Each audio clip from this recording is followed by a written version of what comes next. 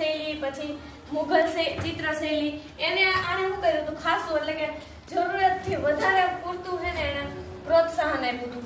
પછી અકબરના સમયે ગ્રંથ ચિત્રો અને વ્યક્તિ ચિત્રોની શરૂઆત થઈ. પહેલા તો જીવન શૈલીની જ ખાલી શરૂઆત થઈ હતી ચિત્રોની, પણ હવે અકબરના સમયમાં શું થયું કે ગ્રંથના જે ચિત્રો આવે, મહાભારત છે કે ગમે તે ગ્રંથ હોય એના ચિત્રો આવે એની પણ શરૂઆત થઈ, અને જે અકબર બાબરના એના એવા જેવા વ્યક્તિઓની પણ શરૂઆત થઈ, અને ચિત્રો તેના સમયમાં બન્યા. એટલે બાબરનો જ્યારે સમય હતો ત્યારે તેના ચિત્રો બન્યા હતા. બાબરનામા શું છે? બાબરનું આખું જીવન એમાં લખેલું છે. એનું નામ છે ઉર્દુમાં એને કહેવાય બાબરનામા.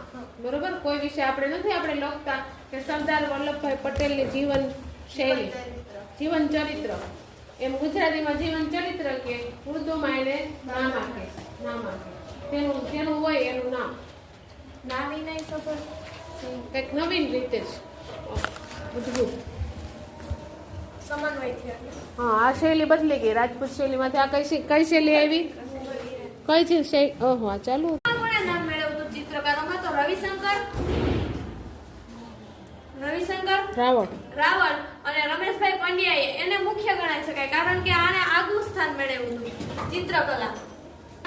નાયડુ અને થિયોડોર જેન્સન પાસેથી કલા શિક્ષણ મેળવ્યું હતું. પછી એને શું કહ્યું કે રાજવી કુટુંબમાં આવતા યુરોપિયન મહેમાન આ બધા પાસેથી એને ચિત્રકલાનું પ્રદર્શન મેળવ્યું અને એના પાસેથી કલા શીખી હતી. તો રવિ વર્મા રાજવી કુટુંબના સભ્યો હોવાથી એને ક્યાં નામે ઓળખવામાં આવ્યા? તો કે રાજા રવિ વર્મા તરીકે ઓળખાયા.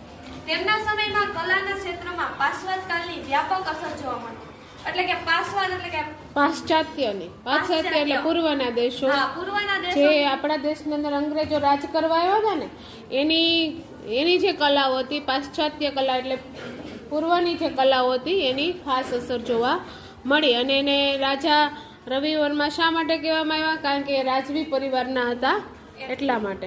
પછી એને લાગે રાજા રવિ વર્માએ ક્યાં મુખ્ય ચિત્રો દોર્યા હતા? તો પહેલા વિરાટનો દરબાર હતો એ દોર્યો, પછી ગંગા અવતરણ હતું એનું ચિત્ર પણ એને પ્રદર્શિત કર્યું છે. પછી ઉર્વશી, પછી શંકુતલા અને પ્રોટેક્ટ ઓફ લેડી, એટલે વધારે પડતા સ્ત્રીઓના પણ આમાં સમાવેશ થાય છે, જેથી સ્ત્રીઓને પણ માન આપવામાં આવે વગેરે મુખ્ય. જો વધારે કિંમત રાખે તો અમીરો ઈ હોય તો જ ખરીદી શકે. આ તો સામાન્ય માણસોને પણ ખબર પડે દેવી દેવતાઓ વિશે, એટલે એને સામાન્ય કિંમત રાખી, જેથી સામાન્ય વ્યક્તિઓ પણ તેને ખરીદી શકે.